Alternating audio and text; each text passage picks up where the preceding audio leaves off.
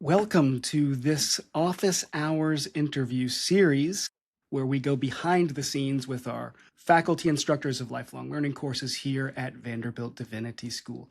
We are joined today by Dr. James P. Byrd, who is the Cal Turner Chancellor's Chair of Wesleyan Studies and Historical Studies Professor in American Religious History. Dr. Byrd, thank you for joining us today. Thank you. Now, Jimmy, the first question that we ask is simply this. Without using your title or the word professor, what do you do?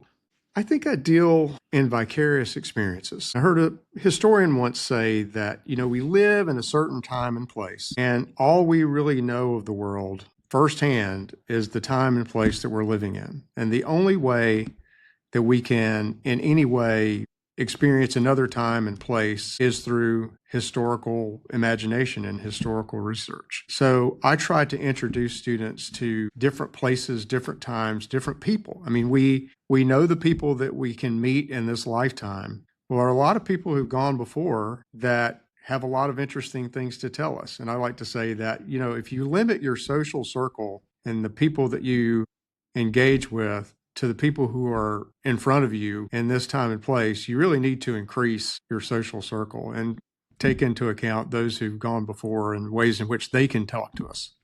And the way you describe that, Jimmy, we're all familiar with the siloing of social media, for instance, right?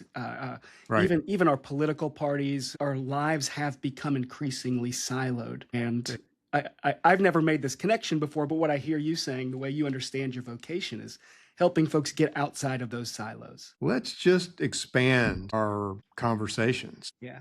Let's get outside of our silos, even get outside of our own time and place, and look to the past, look to other places, other people that can provide perspectives that we could never in any way understand in any other way. Yeah. Well, so on that note, you really put it on a tee for me. My job is to put it on a tee for you, but you really set me up here. My first question to you is, what made you want to begin a conversation with Frederick Douglass? What made me want to begin a conversation with Frederick Douglass was some research that I was doing on the Civil War. And I was writing a book on the Bible and the Civil War and the ways in which the Bible was important to that war, and one of the most read and most respected texts, if not the most read and most respected text.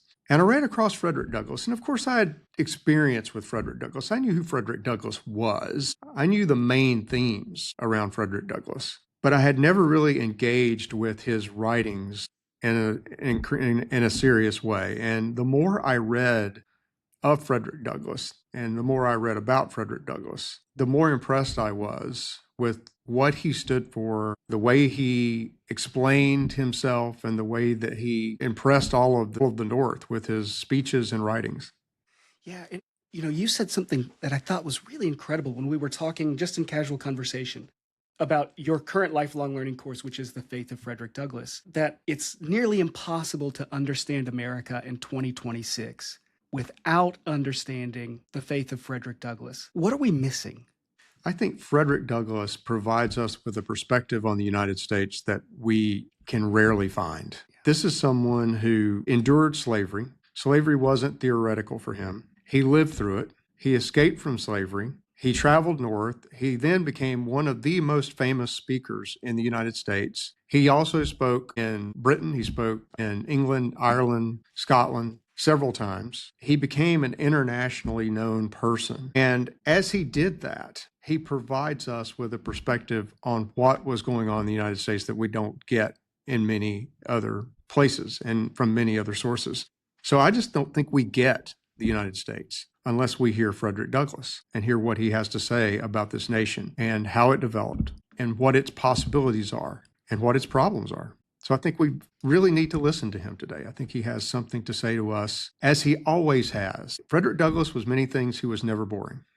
And tell me, what are some more specific things that have surprised you about the faith of Frederick Douglass as you have researched and written and taught on his faith? Yeah, Nate. I mean, it's really quite remarkable. I mean, I knew Frederick Douglass was an abolitionist. I knew he was a famous abolitionist. Right. But more, he was an incredibly gifted speaker. a very persuasive rhetorician, but more, he was an incredibly well-versed scholar of the Constitution, had some perspectives on the Constitution that many people haven't heard and really need to hear. But more than that, he had some perspectives on Christianity that were incredibly valuable and really rare and insightful that still speak to us today. He had a perspective on patriotism that is increasingly rare today. For patriotism, Douglas' brand of patriotism was believing in the nation's values and its possibilities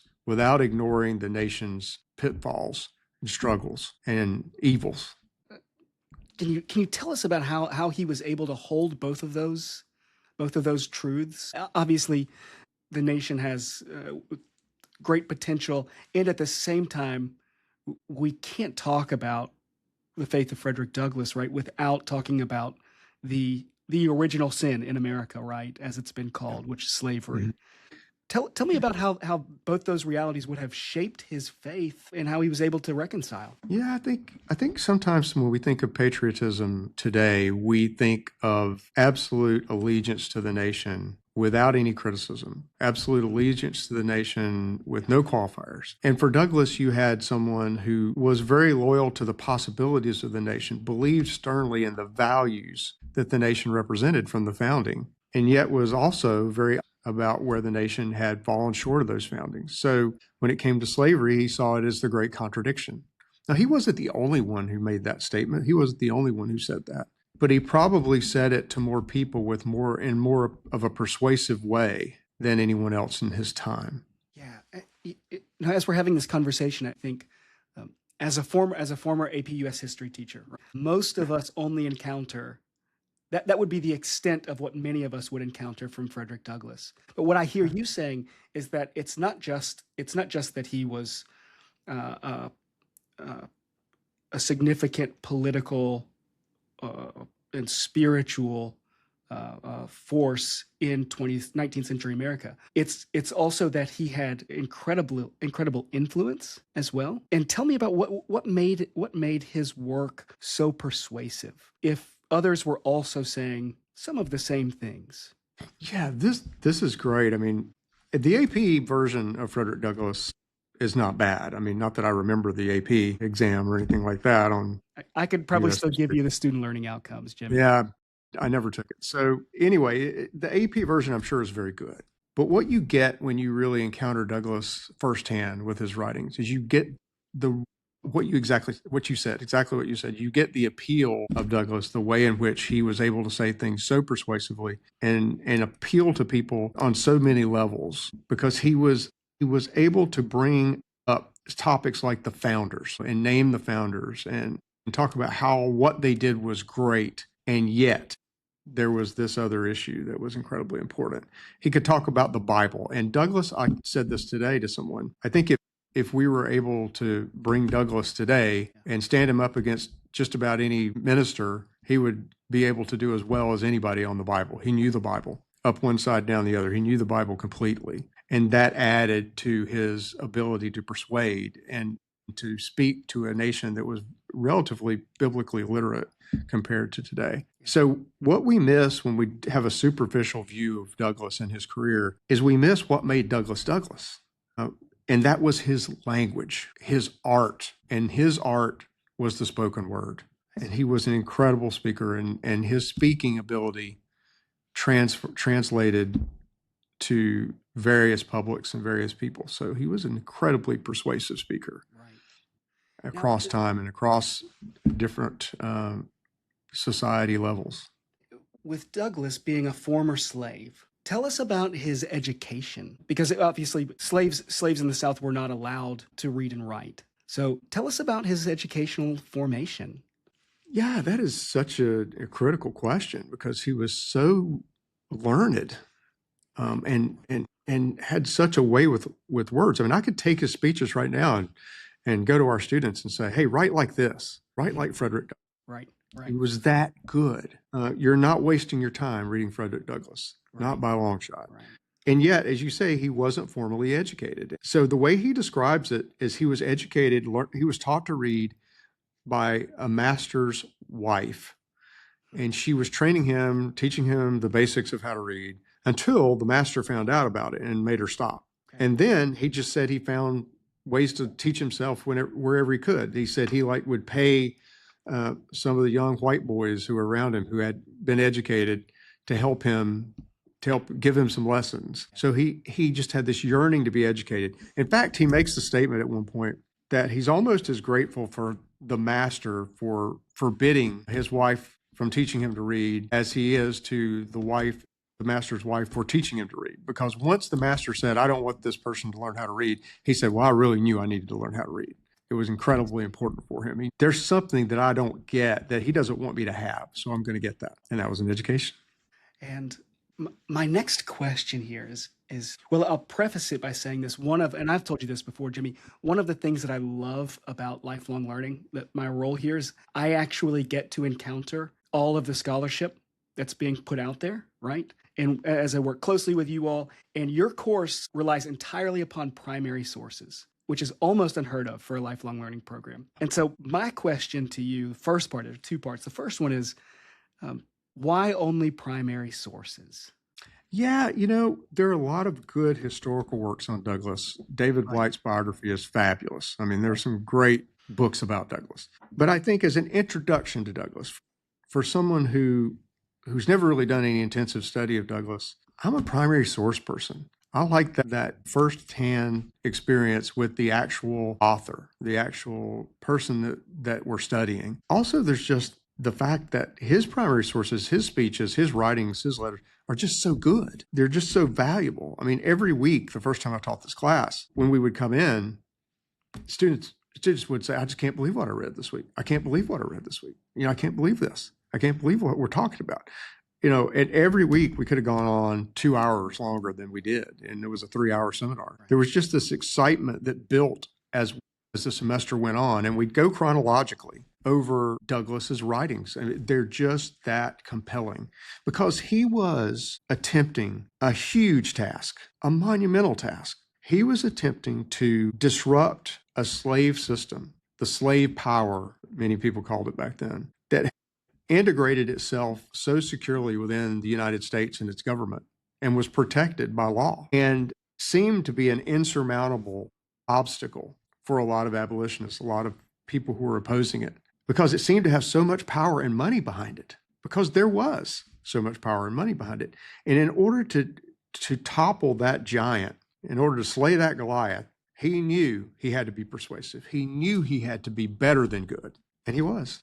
And Jimmy, I'm going to ask you this question. So for folks that are listening or watching, just a few days ago, maybe 2 days ago, we had an incredible dialogue between Jimmy, you, and one of your scholar colleagues here, Dr. Juan Floyd Thomas. And my question to you is, when you talk about the money and the power behind the slave state, right? That's how much of that was religious, right? And again, I feel like I'm cheating here because I've already heard you talk about this 2 days ago, but it was so compelling. Douglass was very clear about this. He said, if it were not for the support of the churches, there could be no slavery. Slavery could not survive without the support of the churches. Yeah. He said, the vote is powerful, politics is powerful, but nothing rivals the power of the pulpit.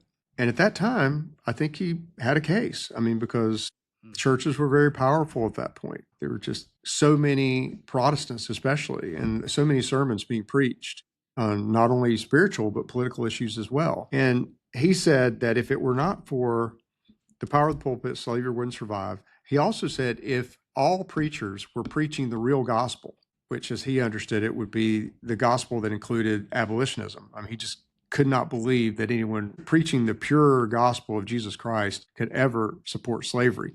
He said if all preachers were preaching the pure gospel, no one would dare go into slaveholding. I think his phrase had something, he said someone would sooner go into piracy than to go into slaveholding. That's just how powerful the pulpit was, how incredibly persuasive religion was at the time. So he had a lot of respect for the churches because he knew how important they were. At the same time, and he had a lot of hope in the churches. He had a lot of hope in the gospel and the way what preachers could do.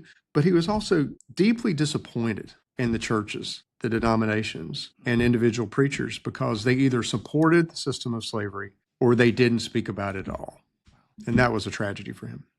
And provide some context for us, because Douglass's life spans the Civil War. And tell us a little bit about the way that the church's narrative changed around slavery post-Civil War. In other words, what kind of religious culture was he encountering in the South after the Civil War? Yeah, that's one of the fascinating things about the course because, we pick up with Douglass, which is well before the Civil War. We trace it all the way through. And Douglass is very vocal through the Civil War. He was very much in favor of the Civil War. He thought the Civil War was doing a wonderful thing because, in effect, the Civil War, even though there were multiple motivations for people who were fighting on both sides of that war, and it's not like the whole Union was fighting to end slavery, but the Union, after 1863, when Lincoln proclaimed emancipation as one of the goals of the war, the Union Army, in effect, the Union was fighting against slavery and did defeat slavery. So he had great hopes for that war. And he met with Lincoln several times. He knew Lincoln firsthand. So we're talking about somebody who was enslaved, had endured slavery. It wasn't theoretical for him. He had firsthand experience of it. And then he met with the President of the United States who knew him and knew his work. And he knew Abraham Lincoln and spoke to him. And Lincoln listened to him. Lincoln spent a good bit of time listening to him. And he also lived after the war. He outlived Lincoln, as we know, and he lived through that Reconstruction period, which saw great hopes and great possibilities, but in the end, a real betrayal of justice, of racial justice in that Reconstruction era. He also lived through the Jim Crow, beginnings of the Jim Crow era. So he saw all of this, and he had perspectives on all of this. And if you trace his writings over time, you get to see his interpretation of the times on various levels. So his speeches after the war, his Reconstruction speeches during that era and just after that era are just amazing. I mean, he has a speech called "There Was a Right Side in the Late War." And he was watching as Americans, especially white Americans, North and South, start to come back together after the war. And they start to, as a way of finding some unity, they start to downplay racial justice. Ed Blum, a historian in San Diego, has a book, and the title is great. It says, Reconstruction was, as he called it, a reforging of the white republic. In some ways, that's absolutely true. And Douglass saw that happen. So after the war, Douglass has a speech called "There Was a Right Side in the Late War," in which he said, when we're telling the history of this war, we need to be very clear. There was a right side and a wrong side in this war. And that's the way we should remember it, because one side was fighting to end slavery and to think seriously about citizenship and justice for all people. And the other side was fighting to preserve a system that included slavery. And that was his perspective on the war. And it was very insightful at the time and remains relevant to us as we think about history, because he's saying we got to get the history right. And we do. Well, and there are echoes of that. If I recall, it's been a little while, but in Lincoln's second inaugural address, right? Yes. Where he acknowledges that both sides read the same Bible, but both sides are not equal morally or spiritually in this conflict. I mean, am I going too far with that, Jimmy, or is it? Well, it's interesting because Lincoln's second inaugural, Douglass quoted from Lincoln's second inaugural in his speeches after the assassination. We've got to remember the second inaugural was Lincoln's second inaugural address, right. Which was delivered in March of 1865. And just very shortly after that speech, Lincoln was assassinated by John Wilkes Booth in Holy Week on Good Friday. And Douglass gave several speeches after that. And in that speech, the second inaugural, Lincoln says, all knew that slavery was somehow the cause of the war, which was an interesting statement, an important statement, that slavery was involved with the cause of the war, deeply involved in the cause of the war. He also said both sides read the same. Sorry? One that would be quickly forgotten in the South, right? Yes. There are a lot of, even to this day, a lot of people try to deny the importance of slavery in the Civil War. But even Abraham Lincoln said, in the second inaugural, all knew that slavery was somehow the cause of the war. Right. And Lincoln then said, both sides read the same Bible, prayed to the same God, and each invokes his aid against the other. Now, when I first read that, I thought Lincoln was being cynical. I thought he was saying something like, well, the Bible will say anything. People read the Bible to support whatever they want. So the Bible really doesn't mean anything. But he must not have meant that, because he went on to quote several other biblical or paraphrase several other biblical texts after that. And he knew the Bible extremely well. The point he was trying to make was a point about atonement. And in effect, he didn't blame the South for the war. He didn't blame the South for slavery. He blamed the nation for it. And he said something deeply critical theologically. And I can't quote him exactly, but he basically said that we all want this war to end. But if it's God's will that the war continue until every drop of blood shed through slavery is paid by a drop of blood shed through this war, then the works of the Lord are true and righteous altogether. Maybe this war and all the blood that was shed, more blood shed than any other American war, maybe that's a fair cost for the sin of slavery. Douglass quoted that after Lincoln's death, looking at the war as an atonement for slavery. As terrible as that war was, it was responding and righting a terrible wrong. So that's deeply important for us to think about. And again, Lincoln did not blame the South for slavery. He was always very careful to say,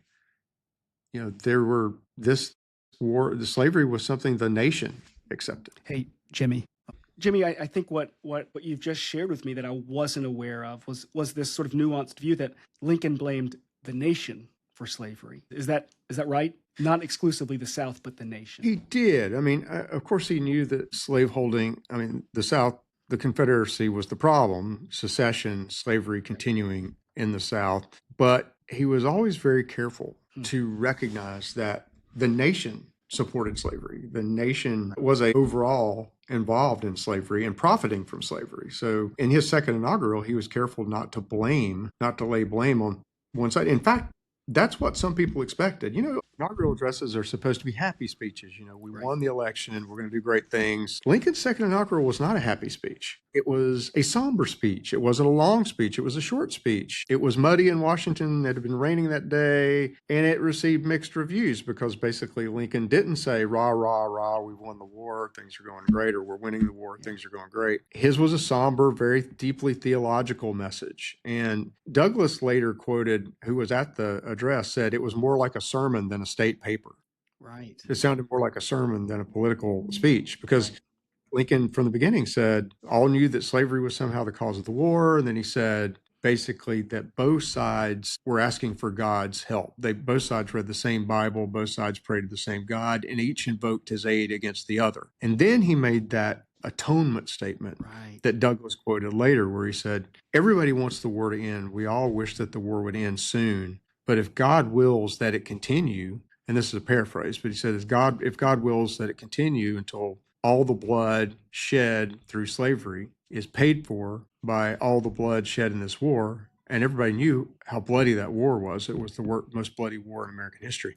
He said, well, maybe that's God's will. That's how devastatingly terrible slavery was, that it took a war this catastrophic to pay the price for slavery. So it was a very somber, humble atonement type message. And Douglass really liked that passage, as many other people did. They quoted it.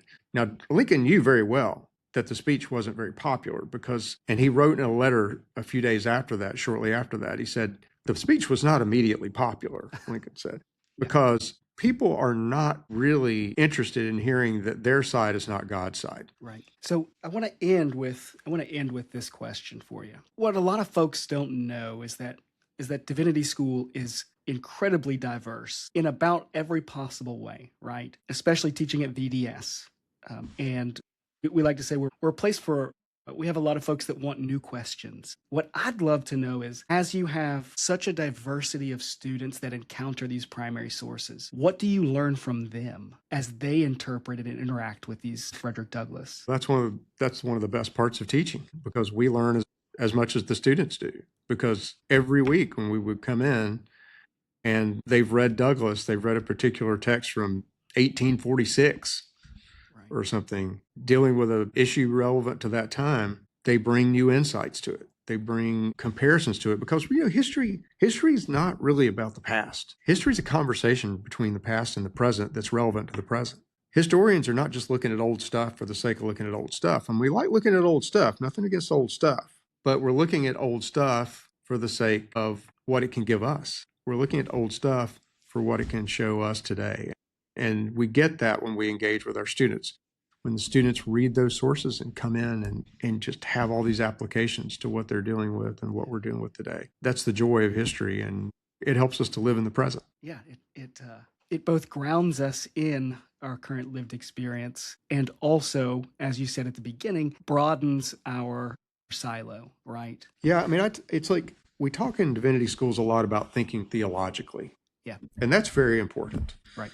But I try to talk to my students about thinking historically, because in thinking historically, we really get to know the world as it is, because the world of the present was created by the world of the past. Right. We're parts of our history, and our history is still relevant and present with us today. Everything that we see and encounter was produced through historical events, historical people, ideas evolving over time. So when we learn how to think historically, we learn how to recognize unintended consequences, ambiguities, the limits of the present, and the beauties and the limitations of the past. And history teaches us those good lessons, and I don't think we get them anywhere else. Well, Jimmy, I just tend to think that things just happened today, that there was nothing before today. As I encounter scripture, as I encounter the text, I think oftentimes we run into that issue. I was thinking of, I think it's Gadamer's Fusion of Horizons, I believe, right? Yeah. That we encounter the other, whether that's a text or a lived experience, whether it's a relationship, and we can't help but be formed and informed by it. Yeah, I think that's true. And this is one reason why I like doing history of biblical interpretation. I've written books on the Bible and the American Revolution, Bible and the Civil War, because that biblical text is a conversation over time. I mean, we can read the same text that that Augustine was reading, that Anne Hutchinson was reading, Phoebe Palmer was reading, Martin Luther was reading, Frederick Douglass was reading, Abraham Lincoln was reading, and we can look at the different ways people have interpreted the same text, and it gives us great insights, not only into the text, though it does that, but it gives us great insights into the interpreters, because the meaning is something that's produced between the interpreter and the text itself. So we learn so much in this conversation across time that is the Bible. Just as a reminder, right?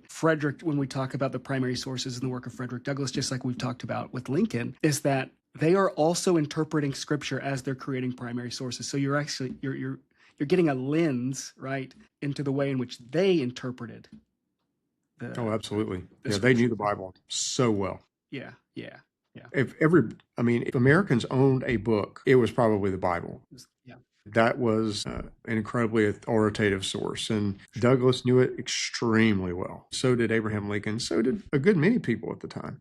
The biblical literacy then, I think, greatly overshadows the biblical literacy today. I don't believe it. Maybe. But they didn't have TikTok. I can't imagine. They didn't have Instagram. They didn't have all the different options that we have for reading. Right. So. Well, Dr. Jimmy Byrd, Dr. James P. Byrd, we are so grateful that you joined us today. Y'all check out Dr. Byrd's course, The Faith of Frederick Douglass, based entirely on primary sources. And Dr. Byrd, we appreciate you joining us today for this conversation. Thank you. Thanks for having me. You're welcome. Take good care.